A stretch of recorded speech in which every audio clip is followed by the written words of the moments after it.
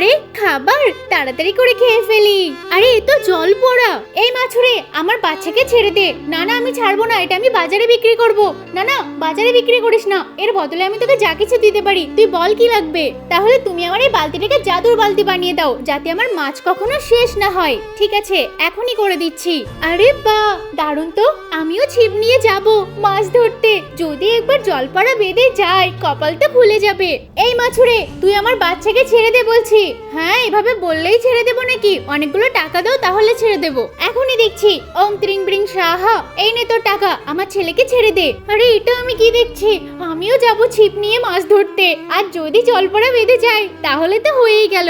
আবার খাবার এসেছে। না না আমি খাবো না। আরে কিছুই তো আসলো না, খাবার তো খেয়ে নিয়েছে। এবার এমন টোপ দেবো মাছ অবশ্যই চলে আসবে। এই জলপড়া তাড়াতাড়ি অনেকগুলো টাকা দে। টাকা? তোকে দেবো টাকা? তোকে আমি পশু বানিয়ে দেবো। তুই তো সবাইকে টাকা দিয়েছিস, তাহলে আমাকে কেন দিবি না? আরে বাকিরা তো এসেছিল শিকার করতে, তাই আমি ওদেরকে দিয়েছি। আর তুই আমার ছেলের মাথাটাকে ছিঁড়ে নিয়ে চলে এসেছিস। এখন তোর কি করা উচিত বল? এ বাবা এটা কি করে হলো?